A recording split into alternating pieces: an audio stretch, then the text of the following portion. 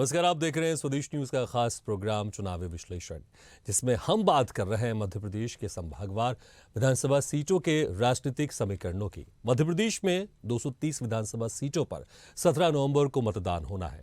तमाम सियासी समीकरण साधने के लिए भाजपा, कांग्रेस के साथ ही अन्य सियासी दल जोर आजमाइश कर रहे हैं। तमाम दिग्गज भी जनता के बीच है और प्रदेश में सरकार बनाने की जद्दोजहद जारी है। इसी सियासी कवायद के बीच स्वदेश न्यूज संभागवार सीटों का चुनावी विश्लेषण कर रहा है, जानने की कोशिश कर रहा है कि किस दल के कौन सी विधानसभा सीटों पर क्या समीकरण बन रहे हैं। आज हम बात कर रहे हैं भोपाल संभाग की, जहां भोपाल, रायसेन, विदिशा, सीहोर और राजगढ़ जिले आते हैं। 5 जिलों में 25 विधानसभा सीटें हैं, जिनमें कई हाई प्रोफाइल सीटें आती हैं। यहां हम बात करें तो भोपाल की गोविंदपुरा और हुजूर विधानसभा सीट, सीहोर जिले की बुधनी विधानसभा सीट, विदिशा विधानसभा सीट, सांची विधानसभा सीट हाई प्रोफाइल सीटें हैं, जिन सीटों पर प्रदेश भर की नजर रहने वाली है। यहां बात करें बुधनी की तो यहां विक्रम मस्ताल सीएम शिवराज सिंह चौहान से मुकाबला कर रहे हैं। जिस सीट पर भाजपा ने सबसे बाद में प्रत्याशी उतारा, विदिशा सीट पर शशांक भार्गव के सामने बीजेपी ने मुकेश टंडन को उतारा। उधर नरेला में कांग्रेस के मनोज शुक्ला का मुकाबला विश्वास सारंग से है। सांची में प्रभुराम चौधरी का मुकाबला कांग्रेस के डॉक्टर जीसी गौतम से है, तो वहीं खिलचीपुर में प्रियव्रत सिंह के सामने हजारीलाल डांगी मैदान में है। भोपाल जिले की बात करें तो यहां 7 विधानसभा सीटें हैं और 7 सीटों पर कांटे का मुकाबला देखा जा रहा है। भोपाल की 3 विधानसभा सीटें ऐसी हैं जो भाजपा और कांग्रेस का गढ़ मानी जाती हैं, जिनमें गोविंदपुरा सीट पिछले 45 साल से भाजपा के कब्जे में है, तो वहीं बुधनी सीएम शिवराज के क्षेत्र और भाजपा का गढ़ है। लेकिन कांग्रेस के विक्रम मस्ताल और सपा से मिर्ची बाबा शिवराज को चुनौती दे रहे हैं।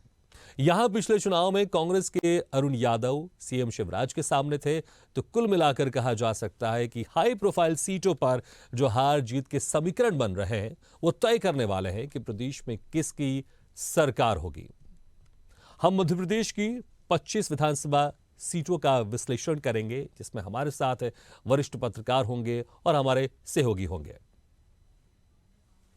और ये आपको बता देते हैं कि जो हम भोपाल के संभाग में 5 जिले और 25 विधानसभा सीटों का आज विश्लेषण करेंगे। हम बता देते हैं कि 25 विधानसभा सीटों में कौन आमने सामने है, बीजेपी की तरफ से कौन उम्मीदवार है और कांग्रेस की तरफ से कौन उम्मीदवार है।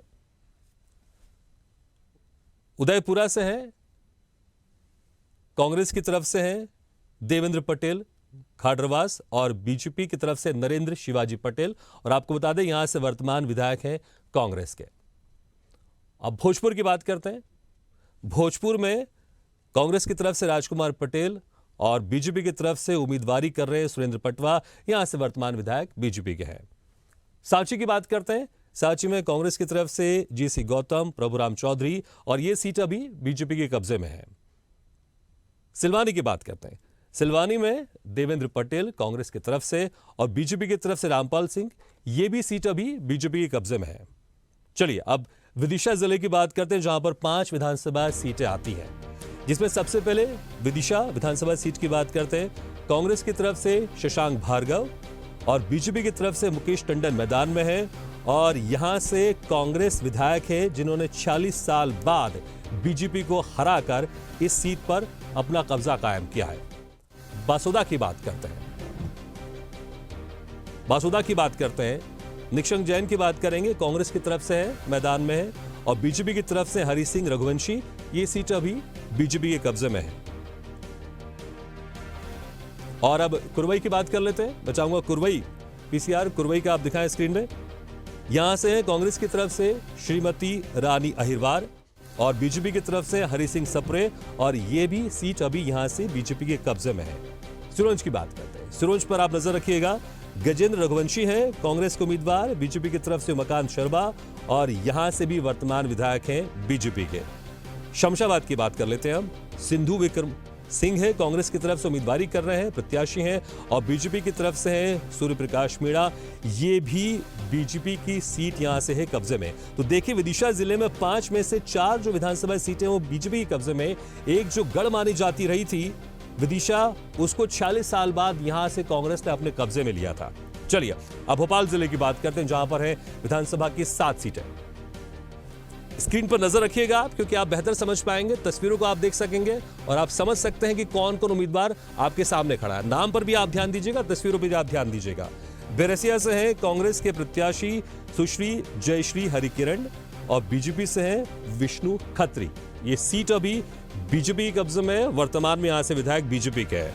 और भोपाल उत्तर की बात करते हैं, ये सीट हमेशा कांग्रेस की रही है। भोपाल उत्तर, यहां से हमेशा आरिफ अकील लड़ते रहे, लेकिन इस बार उनके बेटे आतिफ अकील मैदान में है कांग्रेस की तरफ से, और बीजेपी की तरफ से है आलोक शर्मा। नरेला की बात करते हैं, नरेला से यहां पर अगर बीजेपी की तरफ से बात करें तो मंत्री विश्वास सारंग मैदान में है, जो वर्तमान विधायक भी हैं यहां से, और मनोज शुक्ला हैं कांग्रेस की तरफ से। चलिए अब भोपाल दक्षिण पश्चिम की तरफ रुख करते हैं। यहां से पीसी शर्मा, जो कि वर्तमान विधायक भी हैं, और जब कांग्रेस की सरकार थी तो यहां से वो मंत्री भी थे, और उनको टक्कर दे रहे हैं भगवान दास सबनानी। अब भोपाल मध्य की बात कर लेते हैं। आरिफ मसूद चर्चित चेहरा है, आप देख सकते हैं कांग्रेस की तरफ से, और ध्रुव नारायण सिंह जो बहुत लंबे समय के बाद यहां से चुनाव लड़ रहे हैं, और ये फिलहाल सीट आरिफ मसूद के कब्जे में है, वो यहां से वर्तमान विधायक है। गोविंदपुरा की बात करते हैं। गोविंदपुरा जो बीजेपी का गढ़ माना जाता है, गोविंदपुरा यहां पर बीजेपी का गढ़ माना जाता है। ये बाबूलाल गौर यहां से लंबे समय तक विधायक रहे हैं, और उसके बाद उनकी बहू कृष्णा गौर यहां से विधायक बनी है, और उनके सामने है रविंद्र साहू।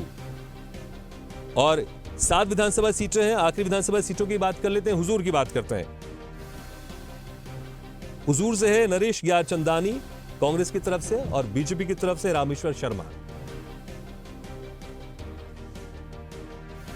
मैं चाहूंगा एक बार स्क्रीन में हम फिर से उसको थोड़ा मैच कर लेते हैं। सीहोर की बात करते हैं। सीहोर के एक बार ग्राफिक्स आप लेकर आ जाइए सामने।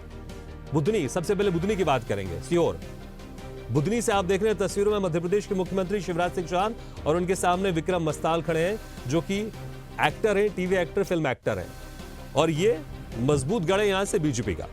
अब आष्टा की बात करते हैं। आष्टा में यहां से वर्तमान विधायक तो अभी कांग्रेस के हैं, और अभी उम्मीदवारी यहां से कांग्रेस की तरफ से कमल चौहान कर रहे हैं, और बीजेपी की तरफ से है गोपाल सिंह। इछावर, इछावर पर आप देखिए यहां से कांग्रेस की तरफ से शैलेंद्र पटेल, और बीजेपी की तरफ से करण सिंह वर्मा। वर्तमान विधायक यहां से बीजेपी का है। और सीहोर, क्योंकि सीहोर जिले में 4 विधानसभा सीटें, आखिरी जो विधानसभा सीटें वो सीहोर की है। कांग्रेस की तरफ से शशांक सक्सेना, बीजेपी की तरफ से सुदेश राय, वर्तमान विधायक यहां से बीजेपी का। चलिए अब रुख करते हैं राजगढ़ जिले का, जहां पर 5 विधानसभा सीटें हैं। पहली उसमें से है नरसिंहगढ़। नरसिंहगढ़ में कांग्रेस की तरफ से गिरीश भंडारी खड़े हैं, बीजेपी की तरफ से मोहन वर्मा, वर्तमान विधायक यहां से बीजेपी का। ब्यावरा की बात कर लेते हैं। ब्यावरा दिखिएगा स्क्रीन में, पुरुषोत्तम डांगी कांग्रेस की तरफ से, और बीजेपी की तरफ से नारायण सिंह पवार, वर्तमान विधायक यहां से कांग्रेस के। राजगढ़, राजगढ़ पर एक नजर डालते हैं। कांग्रेस की तरफ से बाबू सिंह तंवर खड़े हुए हैं, और अमर सिंह यादव यहां से बीजेपी की तरफ से प्रत्याशी हैं। वर्तमान यहां पर कांग्रेस का कब्जा है, उनके विधायक यहां से। खिलचीपुर पर नजर डालते हैं। खिलचीपुर में प्रियव्रत सिंह यहां से कांग्रेस की तरफ से उम्मीदवारी कर रहे हैं, बीजेपी की तरफ से हजारीलाल डांगी, वर्तमान में कांग्रेस के विधायक यहां से। सारंगपुर की तरफ आते हैं। श्रीमती कला महेश मालवीय कांग्रेस के उम्मीदवार हैं, और बीजेपी की तरफ से हैं गौतम टेटवाल, और यहां से वर्तमान विधायक हैं बीजेपी के। तो हमने आपको बताया कौन किसके सामने खड़ा हुआ है, कौन कौन से, क्योंकि यहां पर देखिए मध्य प्रदेश में जो कांटे की टक्कर है, आमने सामने है कांग्रेस बीजेपी। हमने आपको वो तस्वीर दिखाई है, नाम भी बताया कि कौन कौन किस किस का मुकाबला है आमने सामने, और वर्तमान में किस किस की सीटें है। हम डिटेल में और इसमें विश्लेषण करेंगे कि इस वक्त कौन किस पर भारी है, और क्या कुछ मुद्दे इस क्षेत्र में चल रहे हैं, और कौन संभावित उम्मीदवार हो सकता है।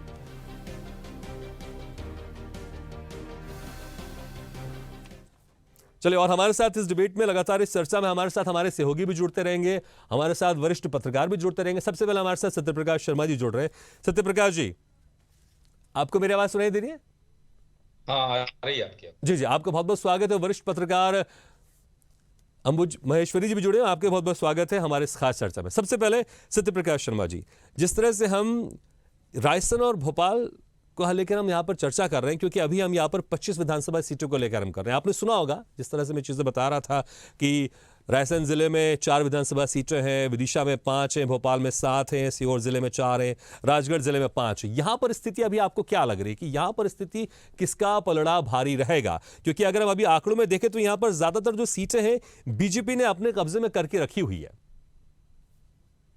देखिए, ये वो रीजन है जहां पर अभी तक हुए इलेक्शंस में, जब से जनसंघ या भारतीय जनता पार्टी का जन्म हुआ, तब से सीधी फाइट कांग्रेस के साथ ही हुई है इस पूरे रीजन में। पहली बात। दूसरी चीज जो है, यहां थर्ड पार्टी की एंट्री बहुत कम देखी गई। अब आज जो मुकाबला है वो कहीं ना कहीं भारतीय जनता पार्टी कांग्रेस के बीच में ही है, लेकिन इसमें एक चीज बहुत महत्वपूर्ण है कि ये वो क्षेत्र है जहां भारतीय जनता पार्टी अपने मूल एजेंडे के, हिंदुत्व कहें, not disturb, please not disturb. जी जी जी, कंटिन्यू कीजिए। हाँ, तो ये जो रीजन है, इस रीजन में भारतीय जनता पार्टी अपने मूल एजेंडे यानी हिंदुत्व, उस कम्युनिटी के वोटर्स को पोलराइज करने में ज्यादातर समय पर सफल दिखी है। और दूसरा फैक्टर क्या है? शिवराज सिंह चौहान, ये वो इलाका है, भले वो मध्य प्रदेश में कई जगह अपना अस्तित्व रखते हैं जी, लेकिन पर्टिकुलरली इस एरिया में, चाहे वो होशंगाबाद का क्षेत्र हो या भोपाल रीजन हो, इसमें वो उनका गढ़ माना जाता है और वो एक इन्फ्लुएंशियल लीडर हैं। इस कारण मुझे ऐसा लगता है कि रेस्ट ऑफ रीजन्स में कांग्रेस कई जगह बहुत मजबूत है, लेकिन भोपाल रीजन में कांग्रेस की अपेक्षा बीजेपी अपना पुराना रिकॉर्ड जी बनाती हुई नजर आएगी। हाउएवर कांग्रेस भी ऐसी स्थिति में नहीं है, कुछ सीटें उसकी मजबूत हैं, जहां जैसे कि आपने भोपाल का जिक्र किया, भोपाल में कुछ सीटें हैं जहां उसने जो पिछले बार जीत दर्ज की थी, जी, वहां वो जीत की ओर भी है। लेकिन अभी ये तस्वीर बिल्कुल क्लियर नहीं है कि शिवराज सिंह का जादू इस बार कितना चलेगा इस क्षेत्र में। दो फैक्टर पर ही चुनाव है ये पूरा, या तो वोट, हिंदू वोट को पोलराइज करने का, दूसरा शिवराज सिंह चौहान का चेहरा। क्योंकि इस बार इस चुनाव में 2003 से लगातार देखते हैं कि बीजेपी ने अपनी डिकेड्स लॉन्ग जो ट्रेडिशन है और प्रोजेक्शन ऑफ सीएम फेस, वो कहीं ना कहीं उसने इस बार छोड़ दिया है जी। इसलिए ये माना जा रहा है, या अभी इस पे स्पेकुलेशंस हैं कि अगर बीजेपी पावर में आती है तो चेहरा कौन होगा? क्या शिवराज होंगे? अगर शिवराज होंगे तो शिवराज का जो यहाँ इन्फ्लुएंस माना जाता है, वो वोटर कहीं ना कहीं शिवराज की तरफ मूव कर सकता है, यानी बीजेपी की तरफ मूव कर सकता है। और अगर वोटर के दिमाग में ये आ गया कि शिवराज सिंह तो अब चेहरा है ही नहीं, ऐसे में क्या फिर बड़ा लीडर कौन आता है इस रीजन से? भारतीय जनता पार्टी का। पुराने जो लीडर थे वो चले गए इस दुनिया से, तो इसलिए कहीं ना कहीं शिवराज सिंह कहीं ना कहीं भारतीय जनता पार्टी के लिए की फैक्टर होंगे। अगर रिजल्ट भारतीय जनता पार्टी के फेवर में जाता है तो ये मान के चलना कि शिवराज सिंह का जादू पुनः चला, लोगों ने उनमें ट्रस्ट दिखाया। और अगर कांग्रेस इस तरफ मूव करती है तो कांग्रेस की तो यहां कोई कद्दावर नेता बड़ा नहीं इस रीजन से आता है। हालांकि दिग्विजय सिंह इस रीजन को लीड करते हैं, क्योंकि जो राजगढ़ है उनका पार्लियामेंट्री सीट रही है कभी, और अभी रिसेंटली आपने देखा होगा 2019 इलेक्शंस में लोकसभा में वो भोपाल सीट से चुनाव भी लड़े। राजगढ़ का इलाका कुछ दो सीटें छोड़ दें, चाचौड़ा और राघोगढ़, इन 2 सीट्स को छोड़ दें गुना जिले की, तो पूरा राजगढ़ का इलाका इन्हीं के क्षेत्र का माना जाता है। अब बात ये आती है कि कांग्रेस और बीजेपी की स्थिति कहां मजबूत है, कहां कमजोर है, इस पर एनालिसिस 1 बाय 1 सीट किया जा सकता है। लेकिन मैं चूंकि ओवरऑल बता रहा हूं कि यहां बहुत कुछ अंतर 2018 के चुनाव से नहीं दिखेगा जी। बस एक चीज जरूर होगी कि अगर शिवराज जी का जादू चल गया तो जैसी की तैसी स्थिति रहेगी, अन्यथा अगर मध्य प्रदेश में भारतीय जनता पार्टी कहीं मजबूत दिख रही है जी, तो वो केवल भोपाल रीजन में दिखती है, थोड़ी सी मालवा में दिखती है, बल्कि रेस्ट ऑफ मध्य प्रदेश में भारतीय जनता पार्टी के साथ कांग्रेस की कांटे की टक्कर है और वहां कई जगह कांग्रेस आगे निकलती नजर आ रही है, जैसा कि वहां परिस्थितियां कुछ ऐसी हैं, कुछ ऐसे लीडर चुनाव मैदान में कूद गए हैं जो पार्टी के बागी हो गए हैं, जो थर्ड पार्टी ज्वाइन कर ली, बीएसपी एसपी या आपको ज्वाइन कर लिया, तो कुछ सीट पर भारतीय जनता पार्टी का वोट भी कटेगा। और उसके पीछे कारण एक और है कि भारतीय जनता पार्टी का जो पुरानी परंपरा है, जिसके कारण भारतीय जनता पार्टी इतनी मजबूत हुई कि यहाँ डिसिप्लिन मेंटेन रहता था। तो डिसिप्लिन कब मेंटेन होता है? जब हम अपने घर में भी होते हैं। तो डिसिप्लिन मेंटेन होने का सबसे बड़ा कारण होता है कि मुखिया मुख तो चाहिए। अब जब मुखिया यानी कि पार्टी की लीडरशिप जब अपने जो क्राइटेरियाज हैं उनसे हटके टिकट डिस्ट्रीब्यूशन करती है, क्योंकि टिकट डिस्ट्रीब्यूशन देखिए, correct ticket distribution is one of the major factors for election better. तो अगर टिकट सही चला गया तो आधी जीत सुनिश्चित हो जाती है। बिल्कुल बिल्कुल सत्यप्रकाश जी, आपने क्या हो रहा है कि भारतीय जनता पार्टी मध्य प्रदेश के कई रीजन में ये चैलेंज फेस कर रही है, जिसके कारण कहीं ना कहीं बिल्कुल ये चैलेंज फेस करिए, लेकिन देखना होगा उनके साथ कुछ लोग आए तो पुरानी पार्टी की जो कैडर है, लीडरशिप है, उसको कहीं ना कहीं इग्नोर किया। बिल्कुल इग्नोरेंस भारतीय जनता पार्टी को जी सत्यप्रकाश जी, तो देखना होगा इस बार जब 2023 का जो होगा, आपने जो विश्लेषण किया है, इसमें कहां पर किसको कितना फायदा होगा। अम्बू जी, आपको भी क्या लग रहा है? क्योंकि अगर देखें भोपाल संभाग की हम बात कर रहे हैं, 5 जिले की बात कर रहे हैं, इसमें अगर देखें रायसेन जिले की बात करें जहां पर 4 विधानसभा सीटें हैं, विदिशा की बात कर ले 5 विधानसभा सीटें, भोपाल की बात कर ले, और सीहोर की बात कर ले, राजगढ़ की बात कर ले, इसमें अक्सर जगह अगर हम सिर्फ हम राजगढ़ जिला छोड़ दें, कांग्रेस यहां पर मजबूत स्थिति में, बाकी जगह यहां पर मजबूत स्थिति में है। तो इस बार 2023 में जब यहां पर विधानसभा चुनाव होने जा रहा है, तो इस बार क्या बोलती बीजेपी अपने आप को यहां पर मजबूत स्थिति जो बनाए रखी है, यहां पर और मजबूत होगी, या फिर यहां पर कुछ पलटवार दिखाई देगा, यहां पर कांग्रेस मजबूती के साथ सामने आएगी? अंबू जी देखिए, नमस्कार। रायसेन जिले की जो 4 विधानसभा सीट की बात आप कर रहे हैं, उसमें सांची, भोजपुर, सिलवानी और उदयपुरा है जी। और रायसेन जिले को आमतौर पर भाजपा के गढ़ के रूप में पहचाना जाता है, क्योंकि भोजपुर से खुद सुंदरलाल पटवा मुख्यमंत्री रहते विधायक भी रहे हैं, और सांची विधानसभा से डॉक्टर प्रभुराम चौधरी, सिलवानी से रामपाल सिंह राजपूत, तमाम बड़े नेता यहाँ से चुनाव माफी चाहूंगा थोड़ा सा मैं आपको रोकना चाहूंगा, लेकिन हमारे साथ जुड़े हुए अरविंद शर्मा जी। अरविंद जी, जिस तरह से अगर हम विदिशा की बात करें तो यहां पर 5 विधानसभा सीटें आती हैं, और इसको अगर हम देखें 5 में से सिर्फ एक विदिशा विधानसभा सीट पर ही कांग्रेस का कब्जा है, वो भी 46 साल के बाद यहां पर कांग्रेस का कब्जा हुआ है, जो कि बीजेपी का गढ़ माना जाता है। तो यहां पर देखिए बीजेपी बहुत मजबूत स्थिति में है, क्या इस बार इसी मजबूत स्थिति को कायम रखेगी, और जो विदिशा सीट पिछली बार चली गई थी वो भी इस बार वापस आएगी? विदिशा सीट की यदि आप इतिहास देखें तो 14 विधानसभा चुनाव में 10 बार भारतीय जनता पार्टी या जनसंघ जो है जीती है। केवल जो है शशांक भार्गव और उससे पहले डॉक्टर सूर्य प्रकाश सक्सेना और 2 जो है पहले लोग जो है कांग्रेस की तरफ से जीते हैं। और निश्चित रूप से ये भारतीय जनता पार्टी का गढ़ कही जाती थी, लेकिन यह मिथक जो है पिछले चुनाव में टूटा है। अब उसके कारण कुछ अलग रहे हैं, लेकिन वर्तमान में अभी इस चुनाव में जो पोजीशन है तो निश्चित रूप से अभी किसी एक तरफ नहीं कही जा सकती जी। आप ये समझ लीजिए कि जो भारतीय जनता पार्टी का गढ़ था, नुकसान यही है कि भारतीय जनता पार्टी का गढ़ कहलाने वाला अब उस स्थिति में नहीं है। मतलब जीत कांग्रेस भी सकती है यहाँ पर, और भारतीय जनता पार्टी भी कवर अप कर सकती है। इसके कारण है यहाँ पर कि अभी जो भारतीय जनता पार्टी और कांग्रेस दोनों के जो उम्मीदवार है, कैंडिडेट्स हैं, इन लोगों की स्थिति ये है कि दोनों का अपनी पार्टियों में बड़ा विरोध है। ऐसा ही कांग्रेस में हाल है और ऐसा ही भारतीय जनता पार्टी के अंदर है। तो अब तो ये निर्णय जो है जनता को करना है। अच्छा, आपने विरोध की बात की, अगर मैं कहूं कि ज्यादा विरोध किस पार्टी के प्रत्याशी का दिखाई दे रहा है यहाँ पर? दोनों का बराबर है।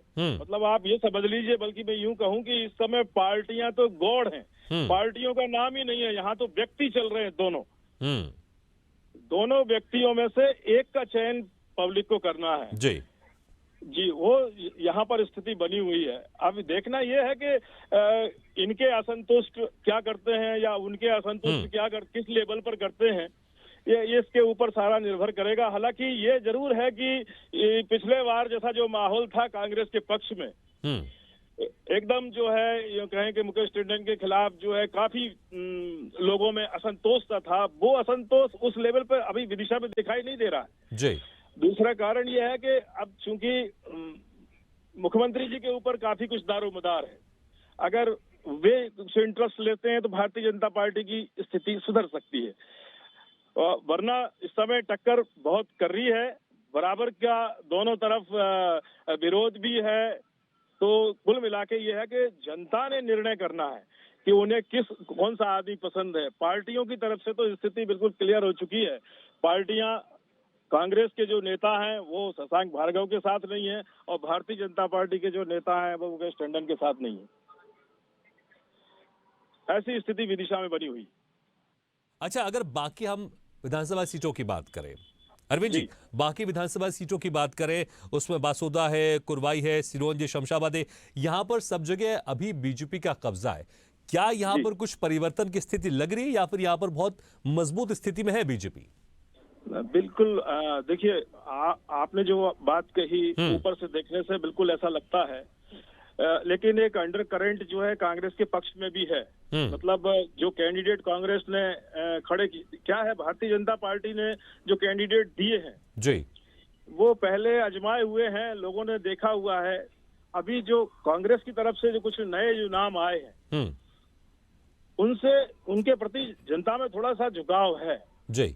जैसे सिरोंज को आप ले लें तो सिरोंज में भी स्थिति धीरे धीरे जो है बराबर की तरफ बढ़ रही है।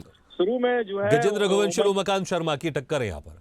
जी, गगनेंद्र रघुवंशी और उमाकांत शर्मा की टक्कर। अब उमाकांत शर्मा पुराने अनुभवी आदमी है, सब कुछ है, लेकिन अब वो जो सामने कैंडिडेट है वो बहुत सीधा कैंडिडेट है और लोगों की सिंपैथी बहुत कुछ उसके साथ जुड़ सकती है। दूसरी चीज, ऐसी स्थिति जो विरोधाभास की स्थिति है वो सिरोंज में भी है।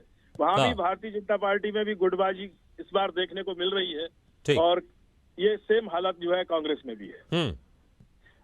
आप शमशाबाद में हालांकि चुनाव बहुत ही टाइट जाएगा। जी, बिल्कुल बिल्कुल अरविंद जी, थोड़ा संशय में चाहूंगा कि यहाँ पर अगर हम देखें कि यहाँ पर जो आप विदिशा का जिक्र कर रहे हैं, यहाँ 5 में से कितनी सीटें बीजेपी को इस बार मिल सकती है? एक लाइन में, संक्षेप में।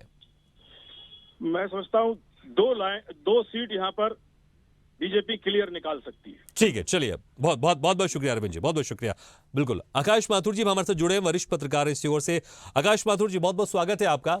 आकाश माथुर जी, अगर हम सीहोर की बात करें, सीहोर में यहाँ पर 4 विधानसभा सीटें हैं, बुधनी, आष्टा, इछावर, सीहोर। बुधनी में बीजेपी का कब्जा है अभी, वर्तमान में वहां से विधायक है, आष्टा में कांग्रेस के हैं, इछावर में बीजेपी, सीहोर में बीजेपी। मतलब 4 में से 3 यहाँ पर विधानसभा सीटों पर बीजेपी का कब्जा। इस बार आप क्या समीकरण देख रहे हैं? क्या बीजेपी उन सभी सीटों पर जहां पर पिछले बार जीती थी फिर से जीत दर्ज करेगी, और कांग्रेस जो 1 सीट जीती थी वो बचा पाएगी, या फिर कुछ और ज्यादा उलटफेर दिखाई देगा? क्योंकि दोनों पार्टियां बड़ी बड़ी जीत का दावा कर रही है, बहुमत से सरकार बनाने का दावा कर रही है। सीहोर की अगर बात करें जिले की, तो यहाँ निश्चित तौर पे बीजेपी का गढ़ है और मुख्यमंत्री जी का प्रभाव है, क्योंकि वो बुधनी से लड़ते हैं। सीहोर जिले की सीट है बुधनी, और बुधनी जो सीट है वहाँ जनता विधायक नहीं चुनती है, सीएम चुनती है। तो इस कारण से फैक्टर काम करता है और वहाँ बहुत मुश्किल होती है कांग्रेस के लिए। लेकिन जैसा कि जो कर्नाटक चुनाव के बाद एक लहर चली थी हनुमान करके, जो तो वहां उन्होंने कैंडिडेट उतारा है, उसका एक अलग ग्लैमर है, फिल्मी दुनिया से आते हैं वो, तो उनका ग्लैमर है।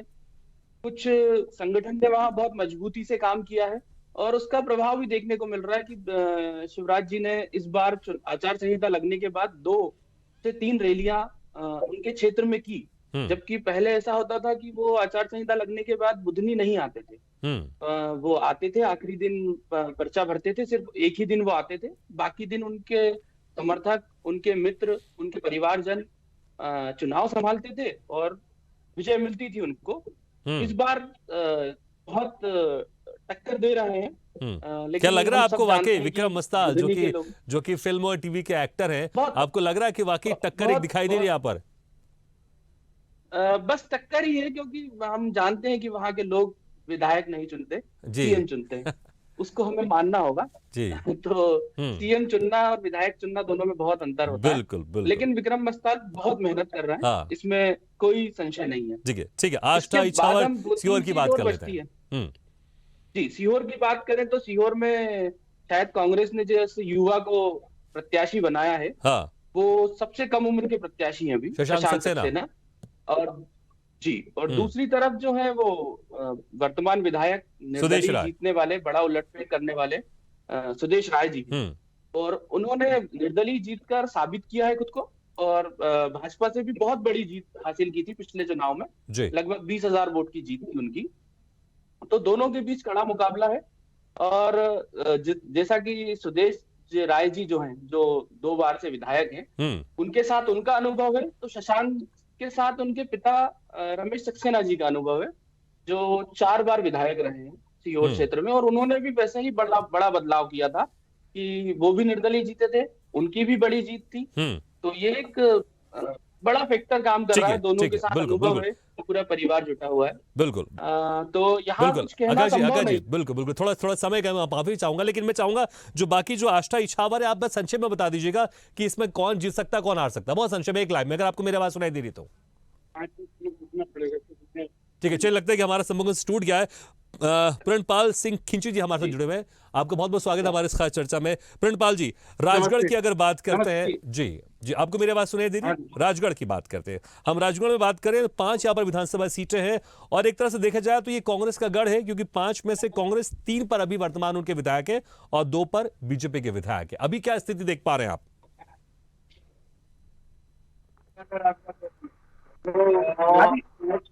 मालवा का, जी हेलो, हाँ जी, आपकी आवाज आ रही है। मालवा का मिनी कश्मीर के नाम से जाना जाता है। राजगढ़ का नरसिंहगढ़ जो बीजेपी का गढ़ माना जाता है। और आपका कहना बिल्कुल सही है कि 3-2 का यहाँ रेशो है, परंतु भारी उलटफेर होने की संभावना पुनः हो सकती है। यहाँ पर स्थिति बदल सकती है, और स्थिति ये हो सकती है कि 3 कांग्रेस थी, 2 बीजेपी थी। इस बार ऐसा लग रहा है कि 3 कांग्रेस, 3 बीजेपी और 2 कांग्रेस हो सकती है। अच्छा, इसके खास कारण क्या? क्योंकि देखिए, एक एंटी इनकम्बेंसी की लगातार बात चल रही है, क्योंकि 18 साल से बीजेपी रही है, बीच में 1.5 साल रही है कांग्रेस की सरकार। कांग्रेस लगातार दावा करिए बहुमत से सरकार बनाएंगे, तो आप जिससे कह रहे हैं कि यहाँ उल्टा हो सकता है, यहाँ पर बीजेपी गेन कर सकती है, इसकी क्या वजह आप देख पा रहे हैं? कौन क्या मुद्दे हैं, या फिर प्रधानमंत्री नरेंद्र मोदी का चेहरा है, या यहाँ पर शिवराज सिंह चौहान का चेहरा काम करेगा? सर, 2018 में कांग्रेस को स्पष्ट बहुमत दिया था लोगों ने, जिताया था कांग्रेस को, बशर्ते कांग्रेस अपनी सरकार नहीं चला पाई है। कांग्रेस की नाकामी साबित कर रहे हैं लोग। लोगों का कहना है कि हमने तो कांग्रेस को जिताया था। ये एक बहुत बड़ा फैक्टर है। दूसरा बड़ा फैक्टर ये है कि यहाँ जैसे ब्यावरा में जो तात्कालिक विधायक थे, उनका टिकट बदला गया है जी, तो वो एक फैक्टर आ सकता है। और इसी प्रकार खिलचीपुर की भी स्थिति बन तो रही है। आप कह रहे हैं ब्यावरा से जो कांग्रेस के उम्मीदवार है पुरुषोत्तम डांगी, उनको अंदरूनी तौर पर नुकसान हो सकता है। वो टक्कर के दोनों ही, क्योंकि वहां जीते हुए विधायक का टिकट काटा गया है। हाँ, बिल्कुल। मैं थोड़ा आपको रोकना चाहूंगा, इस वक्त हमारे संवाददाता रायसेन से राम यादव जुड़ गए। राम यादव, जिस तरह से अगर हम रायसेन की स्थिति देखें, रायसेन में अभी यहां पर अगर देखिए थोड़ा बीजेपी का गढ़ है, सिर्फ उदयपुरा छोड़कर बाकी सभी सीटें बीजेपी के कब्जे में है। इस बार क्या स्थिति है, जनता का क्या मूड दिखाई दे रहा है यहाँ पर? देखिए भागीरथ, बिल्कुल बताना चाहूंगा। पहले हम विधानसभा क्षेत्र, सांची विधानसभा क्षेत्र की बात कर लेते हैं। सांची विधानसभा क्षेत्र अभी का वो भी गढ़ ही माना जाता है। गौरीशंकर सिजवार यहाँ से चुनाव लड़ते थे और विधायक बनते थे, प्रदेश के मंत्री बनते थे। लेकिन 2013 में गौरीशंकर सिजवार और प्रभुराम चौधरी जो कि कांग्रेस में थे, उनसे यहाँ पर सीधा मुकाबला होता था। तो गौरीशंकर सिजवार 2013 में चुनाव जीते थे। और 18 की बात की जाए तो गौरीशंकर सिजवार के बेटे मुझे सिजवार जी यहाँ पर बीजेपी के टिकट से चुनाव लड़े थे और डॉक्टर प्रभुराम चौधरी से हार का सामना करना पड़ा था। लेकिन अब 2023 का जो चुनाव है, अब जो उपचुनाव के बाद जो 2023 का चुनाव है, इसमें डॉक्टर प्रभुराम चौधरी अब बीजेपी के प्रत्याशी हैं, क्योंकि ज्योतिरादित्य सिंधिया जी के साथ उन्होंने बीजेपी ज्वाइन की थी। और कांग्रेस के प्रत्याशी जीसी गौतम है। तो जीसी गौतम कहीं ना कहीं ये नया नाम है इस क्षेत्र में, नया नाम ही इनको मतलब नया नाम है, नया चेहरा है। तो कहीं ना कहीं डॉक्टर प्रभुराम चौधरी की स्थिति बेहतर है। और प्रभुराम चौधरी जी की स्थिति बेहतर होने के साथ साथ उनका यहाँ पर जीत की ओर जैसे अनुमान लगाए जा रहे हैं, लोग सुनिश्चित मानकर चल रहे हैं। भाई अगर कांग्रेस प्रत्याशी की बात की जाए तो डॉक्टर जीसी गौतम बाहरी प्रत्याशी है, रायसेन सांची विधानसभा क्षेत्र में उनका कोई प्रभाव नहीं है। तो कहीं ना कहीं बीजेपी यहाँ पर मजबूत है। और अगर भोजपुर विधानसभा क्षेत्र की बात की जाए भागीरथ, तो यहाँ पर सुरेंद्र पटवा जो कि बीजेपी के प्रत्याशी और कांग्रेस के राजकुमार पटेल 33 साल पहले पूर्व मुख्यमंत्री। बिल्कुल राम, मैं आपको रोकना चाहूंगा, एक छोटा सा हम रिएक्शन लेना चाहेंगे। विदिशा से संवाददाता हमारे जुड़ रहे हैं पुष्पराज प्रसाद। पुष्पराज, विदिशा में क्या स्थिति देख पा रहे हैं आप? 5 विधानसभा सीटें विधानसभा में।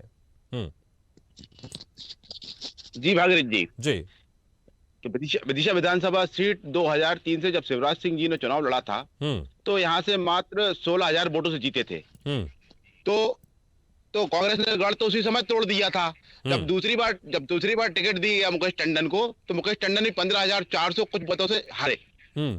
तो विदिशा एक हाई प्रोफाइल सीट रही है, यहाँ से बड़े बड़े नेता ने चुनाव लड़ा है।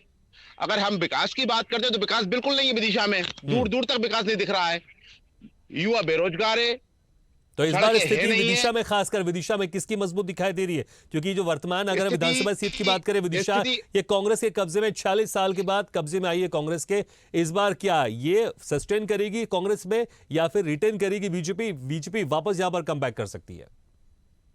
इस वक्त दोनों पार्टियां मेहनत कर रही हैं। हालांकि शशांक भार्गव जी है जो वो वाकई में जनसंपर्क में लगे हुए हैं और यहाँ से रुझान जो आ रहा है कि पब्लिक फिर समर्थन कर रही है शशांक भार्गव जी का। और कौन यहाँ पर जीत का परचम फहराता। बहुत बहुत शुक्रिया पुष्पराज, और बाकी सभी हमारे संवाददाता वरिष्ठ पत्रकार जो हमारे साथ जुड़े हुए थे, बहुत बहुत शुक्रिया कि हम स्वदेश विश्लेषण में हम उनसे चर्चा कर रहे थे कि आखिर जिस तरह से भोपाल संभाग के 5 जिले की 25 विधानसभा सीटों में क्या कुछ स्थिति है। लेकिन अगर अभी देखें हम यहाँ पर ज्यादातर बीजेपी मजबूत स्थिति में है, और यहाँ पर अगर जीत होती है, बीजेपी अगर इस जीत को कायम रखती है तो फायदा होगा। लेकिन देखना होगा जिस तरह से दोनों पार्टियां जीत का दावा कर रही है, मजबूत स्थिति की बात कर रही है, क्या 2018 में जो कांग्रेस ने जीता था, मध्य प्रदेश में सरकार बनाई थी, बाद में 1.5 साल के बाद भले सरकार गिर गई, लेकिन इस जगह स्थिति बीजेपी की मजबूत है। तो यहां पर बीजेपी अपनी स्थिति मजबूत रखती है या कांग्रेस यहां पर कमबैक करती है और अपनी स्थिति मजबूत करके जो दावा कर रही है कि 140 के ऊपर हम यहां पर बहुमत के हम साथ सरकार बनाएंगे मध्य प्रदेश में, वो यहां पर असर दिखाई देता है इस भोपाल संभाग की सीटों पर। इसी के साथ हमारी इस खास पेशकश है स्वदेश विश्लेषण में फिलहाल इतना ही, लेकिन खबरों का सिलसिला लगातार जारी। आप देखते रहिए स्वदेश न्यूज। सबसे पहले देश।